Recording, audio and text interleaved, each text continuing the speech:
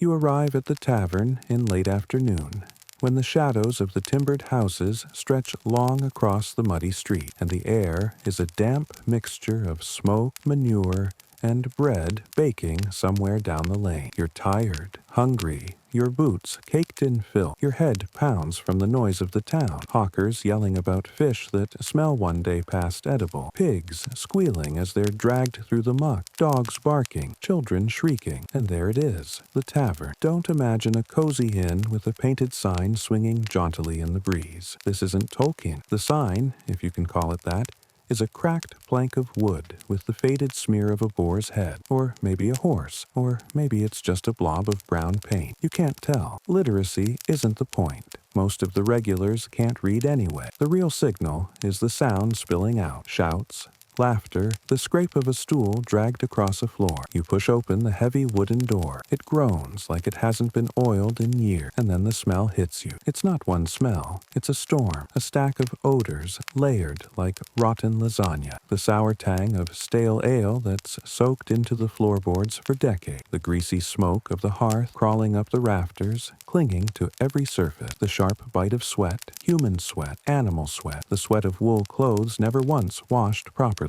There's the damp funk of boots stuffed with straw and never dried, and yes, there's urine, because not everyone makes it to the bucket, and when the bucket is full, it sits in the corner like an unwelcome guest until someone remembers to empty it into the street. This, in all its choking glory, is your welcome. The room is dim. Light leaks through warped shutters in weak shafts. The real glow comes from the central hearth, where a blackened iron pot boils endlessly, bubbling with something that calls itself stew. Shadows flicker across the beams and the faces of the patrons. Those faces turn when you enter. Everyone looks at you, because here, strangers don't simply walk in unnoticed. A stranger could be a thief, a spy, or, best of all, a rich fool carrying coin. You feel the weight of their eyes, suspicious, curious, measuring you. You shuffle to a bench. The table is sticky, not from tonight's spills, but from a century of spill. Generations of elbows have rested here. Generations of mugs slammed down. Dice roll, stew slop. The grain of the wood is hidden beneath a varnish of grease and grime. When your sleeve brushes it, it clings. You don't even have time to protest before the innkeeper's boy slams a mug in front of you. No word, just a thunk of wood on wood. Your drink. And this is where every movie, every video game, every fantasy novel has lied to you. You're expecting golden beer, frothy, crisp, refreshing. What you get is a cloudy, lukewarm, brownish liquid that smells faintly of vinegar. This is ale. Ale in the Middle Ages is basically liquid bread that someone forgot in a bucket. It's made of barley and water, left to ferment until it bubbles. No hop, no crispness, no coal. Just warm, sour gruel that you sip because, and here's the kicker, you don't have a choice. You can't drink water, not safely. Rivers are full of waste. Wells are questionable at best, fatal at worst. The people here truly believe drinking plain water will kill you, and honestly, they're not wrong. So you drink ale, morning, noon, and night. Even the children. Babies are weaned onto it. If you don't like it, tough luck. You'll either adapt or die of dehydration. The taste is rough, but it fills your belly, and after a few gulps, you feel the warmth in your chest. It numbs the day. That's the point. And then the food comes from the pot. Always the pot. A cauldron of stew, bubbling since sunrise. But that's misleading, because the stew has probably been bubbling since last week, maybe last month. It's never emptied, just refilled. Scraps go in, bones go in, cabbage leaves, onion skins, fish heads, turnip peels, old bread, whatever someone has. Sometimes meat, if an animal was slaughtered that day. Sometimes not. It's a perpetual stew, a bottomless pot of mystery. Each ladle carries the ghosts of meals past. Theoretically, you could be tasting a scrap from last winter. The taste, smoky, sour, and thick with grit. The fat rises in shiny bubbles. Occasionally, a bit of hair or gristle floats by. You try not to think about what part of the animal it came from. And you don't get a bowl. You get a trencher, a hunk of stale bread. Days old, hard as wood. It doubles as a plate. You scoop stew onto it, eat, and when you're done, you either chew the soggy bread itself or toss it on the floor for the dogs. Yes, the dog, and cats and chickens. The tavern is crawling with animals. They roam under the benches, snapping up crumbs, stealing scraps, sometimes relieving themselves at your feet. No one blinks. The animals are part of the furniture. You chew slowly. The stew sticks in your teeth. A piece of bone crunches between your molars. You swallow hard and wash it down with sour ale. Around you, the tavern thrums with life. At one table, men shout over a dice game, slamming cups down and accusing each other of cheating. At another, two farmers argue about land, voices rising to a roar. A woman bursts into laughter, loud and shrill, slapping her companion on the back. In the smoky corner, a minstrel strums a lute, singing a song about a miller's wife so obscene you'd cover your ears if you weren't already too numb. And the noise never stops. Shouts overlap with laughter. Mugs crash against table. A dog barks. A child cries. It's chaos, thick and endless. The air is hotter now. Smoke from the fire thickens, mixing with the sweat of a dozen bodies. Your head swims. Your skin prickles. You breathe it all in. And still, you notice something else. The eyes. Not everyone is laughing. Some men sit hunched over their cups, watching each other. In the medieval tavern, fights are as common as spilled ale. A glance, a word, a roll of dice, and knives are out. And there are no bouncers. The closest thing to authority is the innkeeper's wife, and she carries a rolling pin, not a sense of justice. You keep your head down. You eat your stew. You sip your ale. You try to look harmless. But the truth is already dawning on you. You wouldn't last here. Not a day. The fire burns lower, wood collapsing into glowing embers. The songs have grown slurred, the dice games slower, the arguments softer and meaner. You think maybe, finally, you'll get to sleep. But sleeping in a medieval tavern is its own kind of punishment. Beds? Forget it. Beds are for the wealthy, merchants, minor lords, the lucky traveler with coins to spare. They get a lumpy mattress upstairs, stuffed with straw and wool, maybe even a blanket if the fleas haven't chewed it hollow. You're not rich, you're not local, you're just another body to pack into the common room. And so the innkeeper points you toward a dark corner where hay has been scattered, a communal heap. It smells of sweat, damp, and the unmistakable tang of animal dropping. You don't hesitate. You're exhausted. You drop onto it anyway. The straw scratches your skin through your clothes. Dust tickles your throat, and then the biting starts. Tiny, relentless pinpricks, fleas, bedbugs, lice. They live in the hay, in the seams of tunics, in hair and beards and blankets. You scratch until your skin is raw, but there's no escape. Every time you shift, more crawl over you. The itch is maddening. You'll carry them for days, weeks, maybe forever. You shut your eyes, try to will yourself to sleep, but the tavern does not rest. A man snores so loudly he sounds like a blacksmith's bellows. Another mutters in his sleep, curses spilling from cracked lips. Someone coughs, deep and wet, a cough that rattles like gravel in a bucket. You flinch because you know what it is. Consumption, tuberculosis, the wasting disease. Each cough sprays germs into the air, and you breathe them in, helpless. You roll over. The straw crackles beneath you. The smell of stale ale and human bodies is thick, sour, overwhelming. Sweat steams off the man beside you, mingling with the sour reek of his breath. Somewhere across the room, a child whimpers, then begins to cry. No one comforts it. A dog barks at nothing, startled awake. Rats skitter along the beams overhead, their claws scratching wood. You try to pull your cloak tighter to sink into the hay, but the noise is constant. The door slams open. A drunk stumbles in, bellowing for more ale. He collapses onto the floor, dragging someone else down with him. The innkeeper shouts. A fight sparks. A mug crashes, wood splintering. For a moment, it seems like knives will flash, but then the drunk slumps over, unconscious, and the room settles back into a restless murmur. You shiver. The fire has burned low,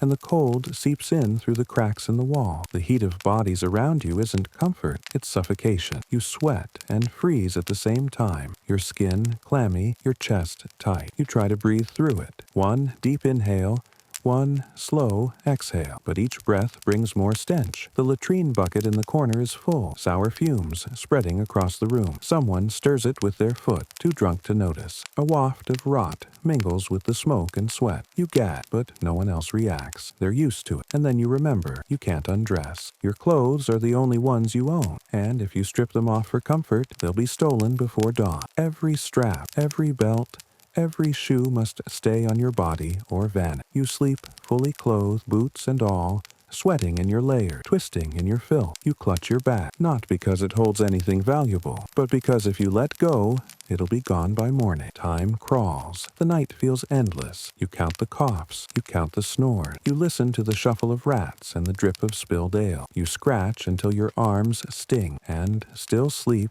will not come. When you finally drift into a half-conscious haze, dreams blur with reality. You see shadows moving in the firelight, faces leering, hands reaching. You jolt awake. A drunk has rolled onto you, his breath hot and foul in your ear. You shove him off, but he groans, mutters, and doesn't wake. You lie awake again, staring at the rafters. Somewhere outside, a dog howls. The wind rattles the shutter. The fire collapses with a hiss, and in that dim, smoky room, surrounded by groaning strangers, scratching fleas, crying children, and coughing men, you realize something cruel. No matter how tired you are, no matter how desperate you feel, you will not get rest here. Not tonight, not tomorrow, not ever. This is sleep in the Middle Ages. This is your bed. This is your lullaby. And if you think you could endure it, you wouldn't.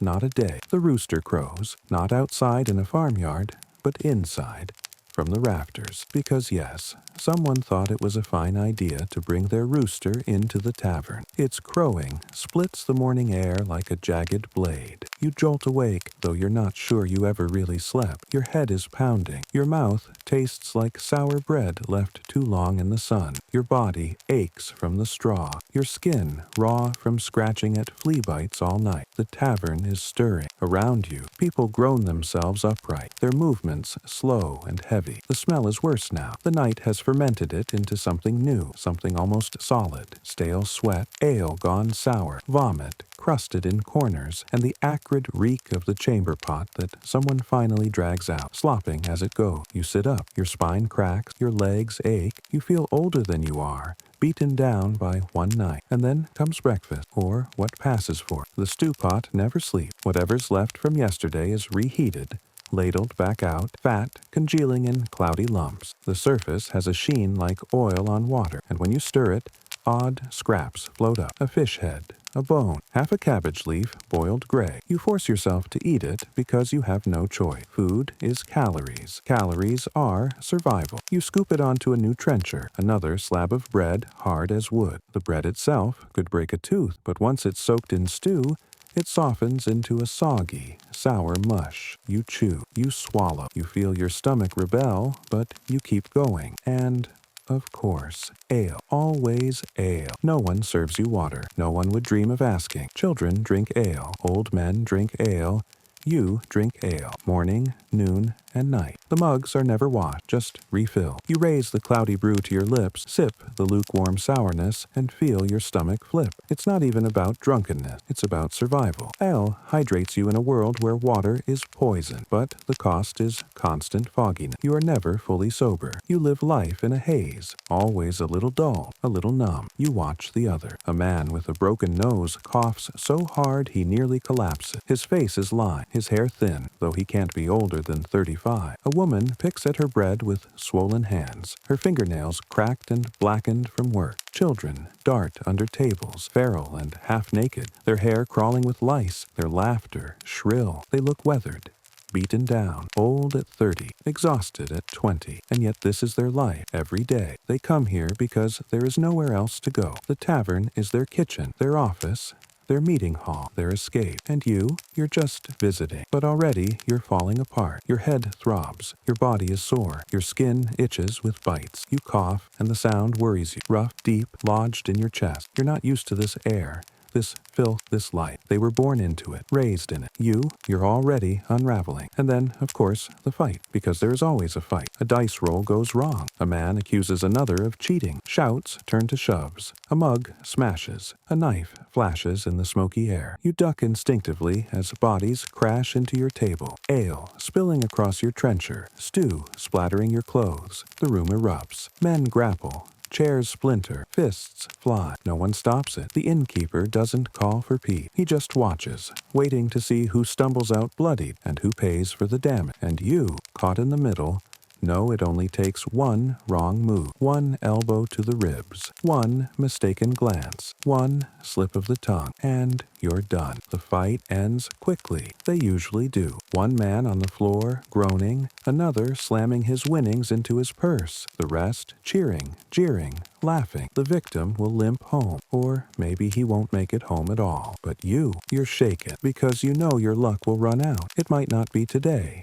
It might not be tomorrow, but sooner or later, you'll be on the floor too, coughing, bleeding, forgotten. And when it happens, the tavern will keep going. The pot will keep boiling. The ale will keep pouring. The rooster will keep crowing, because that's the truth. We imagine medieval taverns as cozy inns with roaring fires and warm company. We picture ourselves as rogues and adventurers, laughing in the corner, plotting quests. But reality was loud, filthy, dangerous, and exhausting. The food was terrible. The drink was worse. The beds were alive with vermin. There was no comfort here, only distraction. And if you think you could last, you wouldn't. Not a week, not a day. You'd gag on the stew. You'd choke on the smell. You'd scratch until your skin bled. You'd drink until your head split. And sooner or later, you'd vanish into the smoke. Just another nameless soul swallowed by the tavern, forgotten before dawn. So close your eyes. Imagine it. The stink, the noise, the heat, the endless stew, and sleep well with that thought.